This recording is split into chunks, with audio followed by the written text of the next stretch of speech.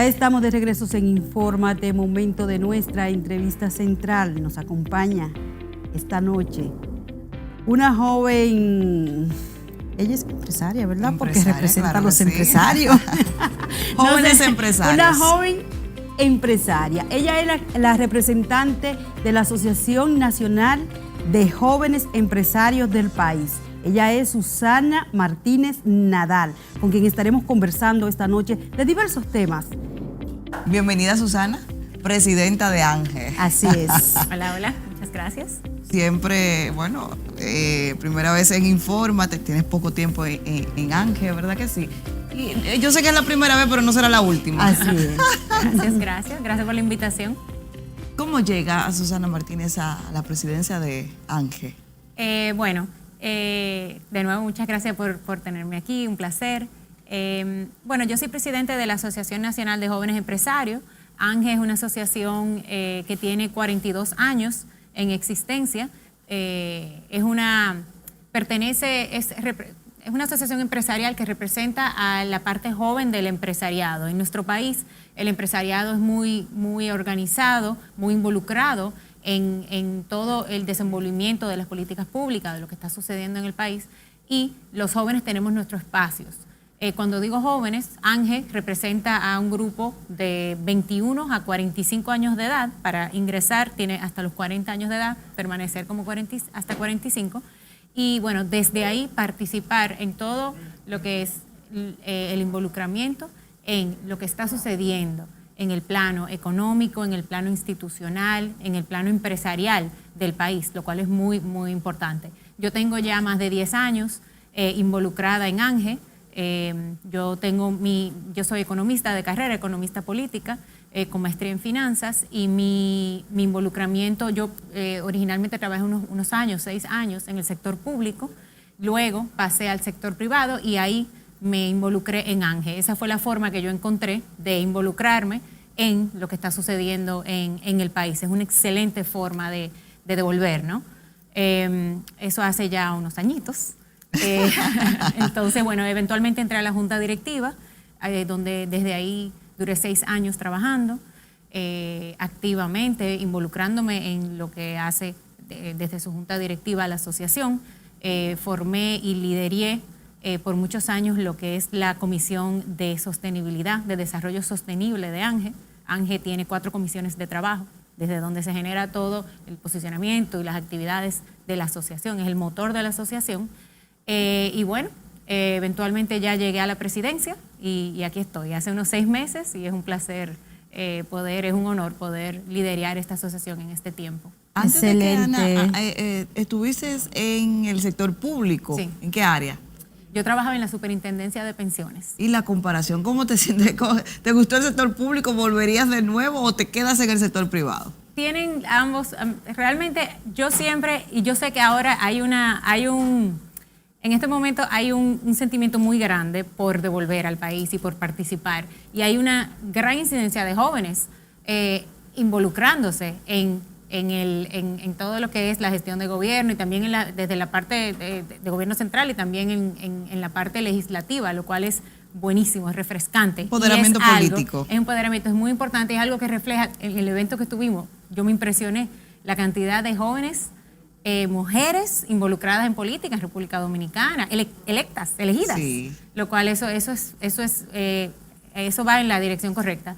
Pero bueno, a tu pregunta,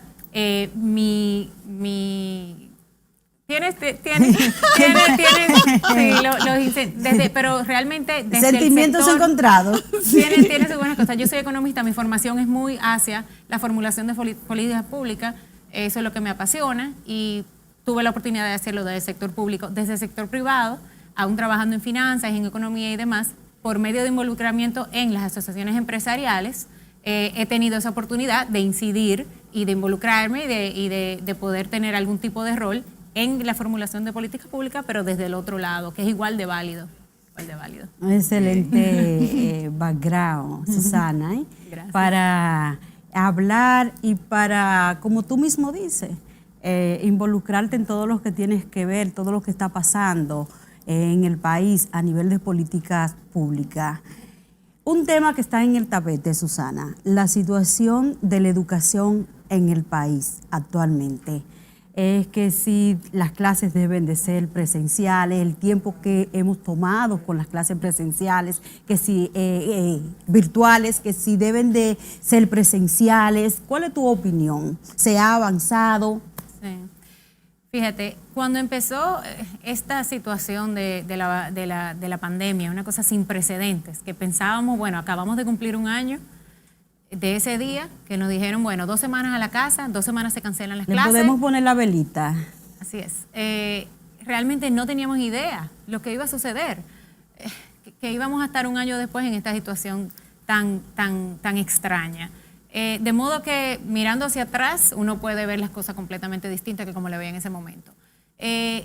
Fue justificado en su momento, sin duda, parar las escuelas y todo el mundo para su casa. Ya en el otoño, cuando el gobierno dominicano dijo no más, vamos a empezar de una forma digital y vamos a usar todos los recursos que podamos para enseñar a nuestros hijos desde la casa y no dejar perder el año, nosotros como asociación estuvimos completamente de acuerdo con no dejar perder el año y fue lo que dijimos en ese momento, priorizar la educación. Sin embargo, ha pasado el tiempo, ya estamos en otro momento, ya hemos iniciado una desescalada en la República Dominicana, nuestro gobierno ha sido muy agresivo con vacunas, buscando formas de poder ampliar el toque de queda y restringirlo cuando es necesario, pero hay un approach a todo momento agresivo, un approach pro apertura. De modo que también hacia la educación debe ser de la misma forma, es nuestra opinión y es mi opinión también. Claro, siempre dentro de los debidos protocolos y de la debida flexibilidad y la debida voluntariedad, ¿no? No debe ser obligado para nadie, pero el precio es demasiado alto. Necesitamos reinventarnos, ser resilientes como país y buscar la forma de que los niños puedan regresar a las aulas, aunque sea de una forma semipresencial, aunque sea un número de veces a la semana. Porque ya están, bueno, yo veía anoche en las noticias, en CNN, americanas, que había un programa que decía, la lucha para regresar a las escuelas. Señores, esto no nos está pasando solamente a nosotros, de modo que no debemos sentirnos que somos los únicos que estamos en esta disyuntiva tan grande. Es una disyuntiva para todos los países. Pero nosotros tenemos un alto costo que pagar porque somos un país en vía de desarrollo. Sí. Los niños no pueden perderse otro año. No pueden perderse otro año. Susana, pero es que la gran incógnita es, ya el año casi está terminando. Entonces, iniciar ahora de forma presencial implicaría totalmente una logística diferente porque, por ejemplo, el año inició, en mi caso, de totalmente digital, vamos a decirlo, a distancia. En las casas. Pero entonces ahora el gobierno ha establecido, ha publicado un calendario de provincias donde podrían iniciar. Esto implica que los padres ahora se abocan a una logística diferente porque uno no se había preocupado por lo que es la adquisición de uniformes, de zapatos, de materiales a lo mejor para que los niños vayan, y ahora sí hay que hacerlo en medio de una situación económica que sabemos que no es la mejor para cada hogar. O sea, también hay que pensar en muchos factores, sí. Además de que todavía el plan de vacunación le falta mucho por avanzar. Ciertamente. Y que ya el año está terminando. Sí, claro, pero hay que empezar por algún lado. El ángulo de poder hacerlo de una forma flexible y de una forma donde lo permita. A todo momento, nosotros siempre estuvimos de acuerdo con la corriente de expertos, porque los expertos son los que han hablado, claro. ¿No? Nosotros nos educamos con lo que dicen los expertos, claro. Y apoyamos uno u otro, pero lo que hemos visto de expertos que dicen que debe ser según el mapa de contagios, ¿no? O sea, que no tiene que ser igual en todas partes del país, la apertura o cuando cerrar y de qué forma, claro, porque son situaciones distintas. Una escuela rural tiene menos riesgos, quizás puede ser escuela al aire libre, mientras que una escuela urbana no tiene esa facilidad. Una escuela urbana tiene más espacio, otras. O sea, hay muchas cuestiones a considerar, pero debemos, y por eso empecé diciendo que hace un año veíamos las cosas muy distintas, ya vemos que vamos para un segundo año.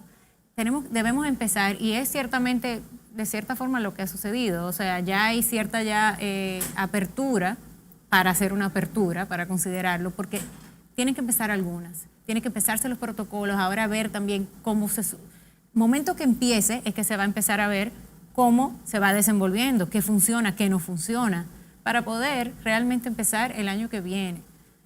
Tenemos que desde ahora hacer una planificación y esto como lo llevo ya al punto mayor de cómo manejar la pandemia. Aquí no hay recetas, no hay una ruta, porque esto nunca había sucedido antes, por lo menos en la historia de las personas que están en el mundo vivos ahora mismo. De modo que lo que se debe hacer es una integralidad, es ver cómo manejar la pandemia, al mismo tiempo el factor económico, el factor social, el factor educación entra ahí, haciendo ese balance hasta el momento que ya se logra una inmunidad de lo que dicen es mayor del 70% de la población y ya podamos retomar una normalidad. Pero hasta ese momento tenemos que seguir desenvolviéndonos como país. Finalizar el año ya como un ensayo, más bien yo entiendo eso. Sí.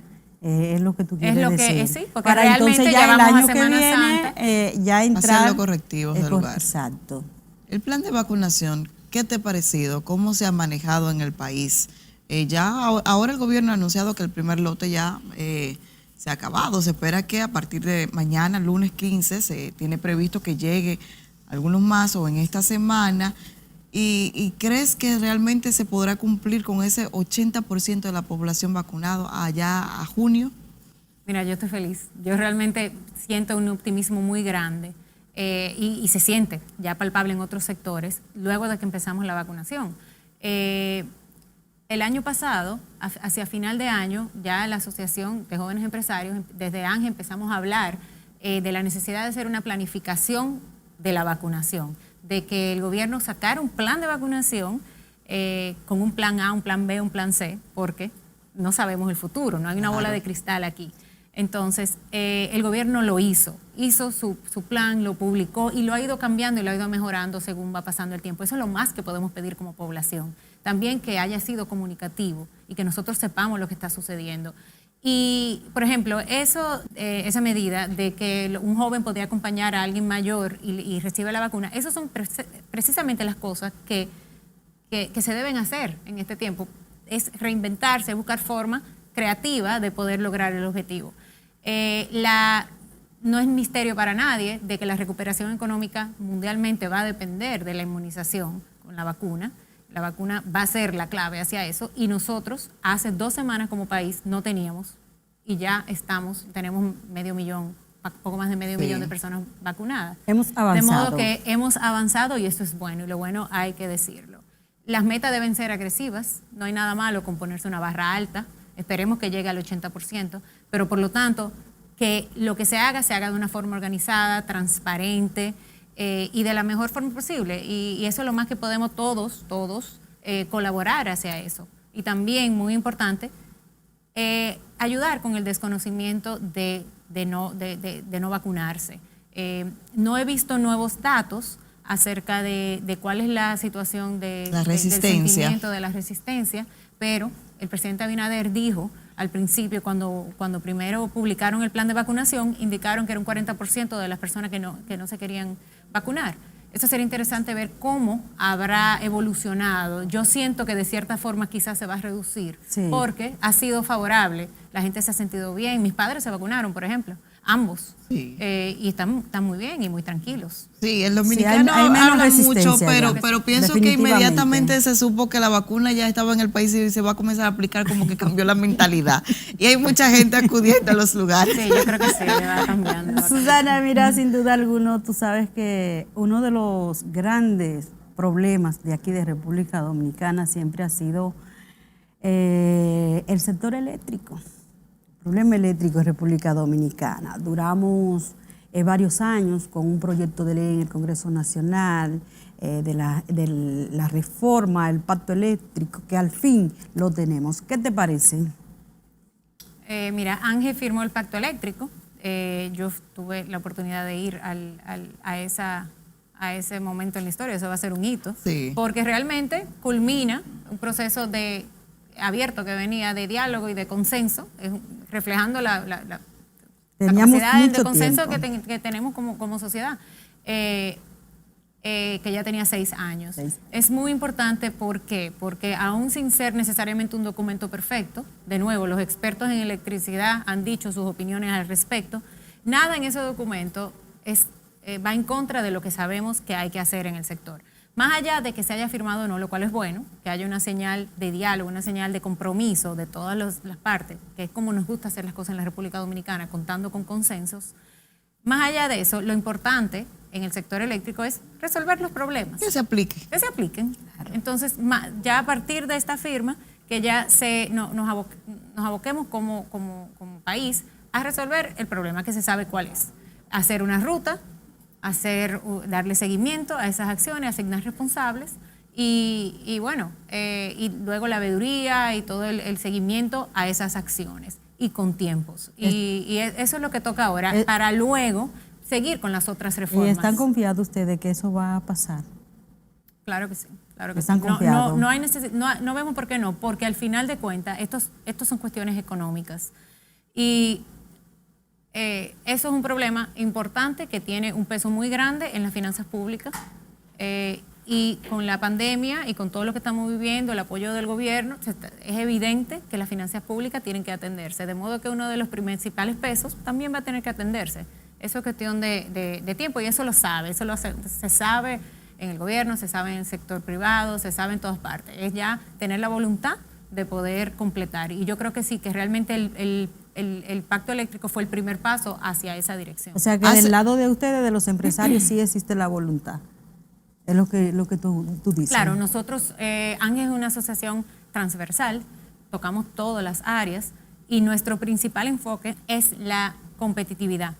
Y un sector eléctrico con pérdidas de distribución de 50% han aumentado sí. en algunos casos ahora con la pandemia, va en contra de la competitividad, empaña la competitividad. De modo que hay que hacer lo que haya que arreglar para nosotros mejorar el clima de negocio, mejorar el crecimiento económico en la República Dominicana para volver y ya ahora sobre todo, y más importante que nunca, en el marco de la recuperación. Y sobre todo redireccionar esos fondos, que es el hoyo negro de la República Dominicana, el sector eléctrico, por tragarse tanto del presupuesto nacional, que podrían ir a otras áreas mucho mejor. Claro, es importante aquí saber que con la pandemia, no solo la República Dominicana, sino los demás países en vía de desarrollo, se hizo muy evidente las fallas que había, por ejemplo, años de falta de inversión en sectores como educación, en sectores como salud. Claro, entonces está claro, ya creo que no va a lograr convencer a nadie de la importancia de priorizar esos sectores, de organizarlos hacia adelante para poder sobrevivir la próxima crisis mejor, ¿verdad? Que tener mejor capacidad y tener como le dicen, los buffers necesarios para poder, las bases necesarias para poder resistir la próxima crisis. Susana, pero es percepción mía, porque hace una semana ya que se firmó ese pacto eléctrico, pero ya, se hizo un acto en Palacio, se transmitió muy bien, pero siento como que se quedó ahí, no hemos vuelto a saber qué va a pasar, que se han conformado las comisiones que se tengan que conformar, cuáles son los pasos que se van a seguir ahora mismo. No he vuelto a escuchar al gobierno hablar nada del desarrollo del pacto eléctrico o su aplicación.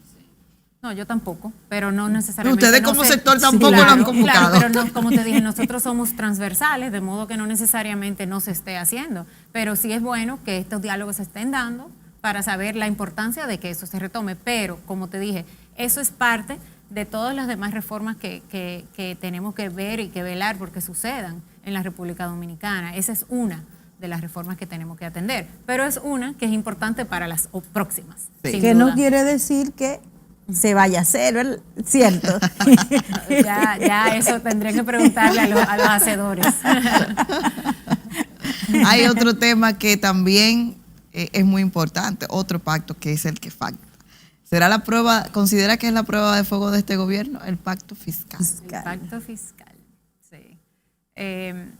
Mira, el pacto fiscal va a ser como donde va a culminar, ¿verdad? Todas estas cuestiones que están sucediendo en este momento, porque al final de cuentas todos vuelven ahí, a esa gran discusión. Nosotros somos parte del Consejo, del CES, del Consejo Económico y Social. Y vemos que el CES tiene la capacidad y es un buen foro para poder llevar a cabo estas discusiones. Y sin duda, más que cualquier otro, el pacto fiscal, como dice la Estrategia Nacional de Desarrollo, requiere de que participen todos los sectores afectados, siendo el sector empresarial punta de lanza, obviamente, claro, en esa discusión. Es muy importante la integralidad de esa discusión. Y eso es lo que no queremos. No queremos como país, como sector, que se hagan parches, es decir, que solamente se suban impuestos, solamente se quiten exenciones, o solamente se recorten gastos sin ver toda la película. De modo que hay que ver a dónde queremos como país, qué sectores vamos a apoyar, qué sectores vamos a priorizar, cómo lo vamos a hacer, cuáles son las simplificaciones burocráticas, cuál es la condición de la deuda. Es una discusión grande, pero estamos listos para hacerla, sin duda. Pero tenemos que velar porque sea algo integral. Pero hay que hacerla. Hay que hacerla. Hay que hacerla, sí. Eso está claro que hay que hacerla. La cuestión de cuándo es la pregunta. La desconozco la respuesta, pero sin duda no se debe hacer una reforma tributaria sin hacer una discusión fiscal antes. La reforma laboral, Susana, esa reforma laboral que tanto pide República Dominicana y que siempre le echan la culpa a ustedes, los empresarios, de que están opuestos, que están detrás de que eso no se aplique, no se aprueben, y si no se aprueba no se puede aplicar. Sí, mira, la reforma laboral yo diría que también es de las cosas que más la pandemia más expuso, la necesidad de modernizar. Ese sector, bueno, el Código Laboral tiene 20 años o más, los 90 hace 30 años. El código francés, imagínate, obsoleto. Es muy viejo. Entonces, eso ya lo sabíamos. Tenemos muchos años escuchando sobre la necesidad de modernizar, y no solo por internamente, ¿no? por las consecuencias que tiene en el mercado laboral internamente, sino hacia afuera. Nuestra capacidad de captar nuevas inversiones, nuevos flujos bueno, todo lo que es el nearshoring, todas las cosas que queremos hacer como hub logístico, todo esto requiere que tengamos la casa en orden, digamos.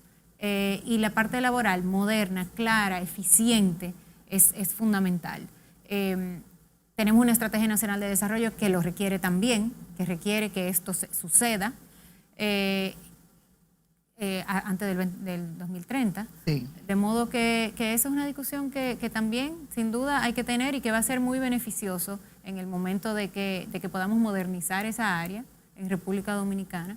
Y con ello hay varios temas ahí atados al tema al tema laboral, como por ejemplo la informalidad, muy importante también, que se reduzca la informalidad.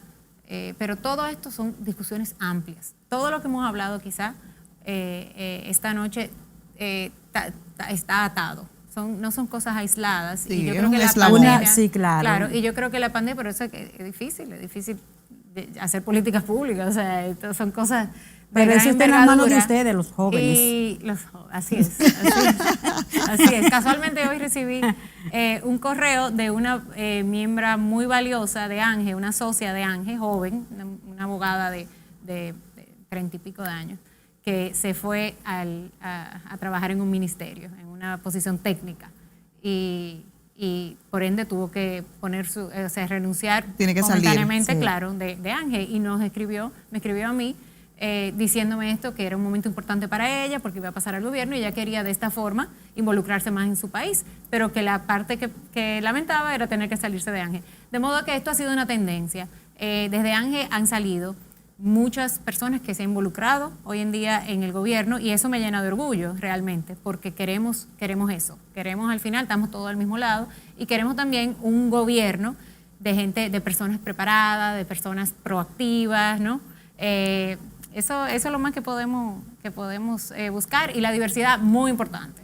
No podemos muy importante la diversidad. Aquí somos todos mujeres. Pero antes de yo sé que vas a hacer, bueno, está bien, hazle la pregunta para terminar con esto. Ya que ella habla tanto de ese, y es cierto, ese involucramiento de los jóvenes en el gobierno, del gobierno. ¿Qué te ha parecido a ti estos 7 meses de gobierno del Partido Revolucionario Moderno? Gobierno. Sí, bueno, nosotros como ANGE tenemos muchas cosas en común con la visión del gobierno hasta este momento. Por supuesto, estamos todavía al principio. Ha sido un momento, realmente no pidió el gobierno verse en esta situación. Los planes de ellos eran distintos y la capacidad de reinventarse y de resolver ha sido buena, realmente. Y compartimos mucho la visión pro negocio que tiene el gobierno y también pro simplificación de procesos gubernamentales. Para nadie es misterio que un gobierno lento, un gobierno muy pesado, con mucha burocracia, dualidad, y dualidad se queda corto, muchas dualidades de funciones, todo eso es anticompetitivo y velamos por la competitividad. Y la visión pro negocio y la visión a favor de poder atraer capital, alianza público-privada, alianza público-privada como la clave para salir volver, ¿verdad?, a fomentar el crecimiento económico y salir de la pandemia y fomentar la recuperación. Todo eso depende en gran manera de todo lo que se haga internamente y el gobierno ha dado todas las señales de querer hacer eso y hacer los planes en ese sentido, de modo que estamos aquí para apoyar y para que juntos podamos salir del otro lado mejor que como entramos. Pienso que van a tener que durar más de 4 años entonces, Liliana. Mientras tanto, el tiempo pasa rápido. Muy rápido. Antes de despedir la entrevista, una mujer joven, empresaria, madre de 3 hijos, de 3. Sí. ¿Cómo se puede con tantas cosas? No es fácil, como ustedes sabrán.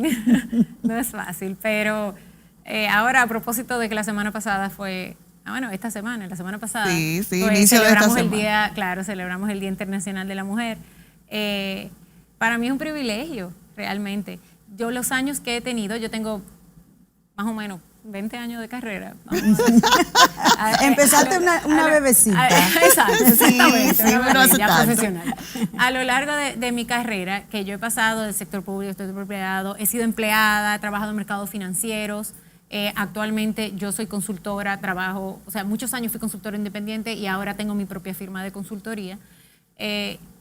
A lo largo de ese tiempo yo he tenido que manejar esos distintos roles y las metas y las cosas me las ponía yo misma. Realmente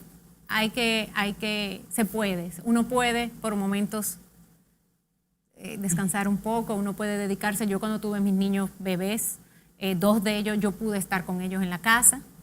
En un momento tuve entre trabajos, me tomé 1 año y con otro ya yo estaba independiente y manejaba mi horario. Yo tuve la posibilidad de hacer eso, desde luego, pero esa era mi meta. Y yo he podido combinar eso porque ese ha sido mi deseo, pero no hay normas realmente. Las mujeres lo podemos hacer y las expectativas nos las ponemos nosotras mismas, definitivamente. Pero tenemos una responsabilidad muy grande, sí, muy, muy grande y cada vez más grande, porque cada vez nos estamos involucrando más. Sobre todo que la sociedad nos sí. pasa factura, principalmente las mujeres. O sea, ahí vamos en desventaja en eso. Sí, eso es así. Y eso es lo que tenemos que trabajar, para que trabajar esas y cambiar. expectativas solamente nos las pongamos nosotras mismas. Exacto. Y no nos las pongan a nosotros. Gracias por Liliana. acompañarnos. Bueno, la verdad que es un placer a ustedes. tener mujeres que cada día, ANGE ha tenido varias presidentas. Sí, yo soy la octava presidenta Sí. de ANGE, Cónchale, de 42. Deberían las demás asociaciones privadas también Sí. seguir ese camino de ANGE. Sí, así es. Más Ya oportunidad a la somos, mujer. En este año, en mi junta directiva, que tengo el placer de presidir, somos 50-50 por primera vez. Excelente. Y eso es algo que sucedió, no fue algo buscado. Me parece que eso es un reflejo fiel de lo que es el mercado laboral en la República Dominicana. Bueno, Es son los 50-50. jóvenes, Así es. eso quiere decir que en un tiempo veremos cómo esa mentalidad realmente va a ir cambiando porque seguirán subiendo. Claro, y es bueno la diversidad, en el sentido de que no debe ser solo mujeres tampoco. Un 50%, 50-50 aproximadamente, una mezcla da riqueza. Uno lleva al consejo, uno lleva al equipo, uno lleva a cualquier entorno diversas opiniones, diversas formas de ver el mismo problema. Y eso es lo que enriquece la solución. Claro. Así es. Y el debate. Bueno, siempre tendrás las puertas abiertas de Infórmate para cualquier Gracias. ocasión. Aquí estamos a tu orden. Bueno, hasta Placer. luego, gracias. Señores, vamos a una pausa, pero al regreso todavía hay más en Infórmate.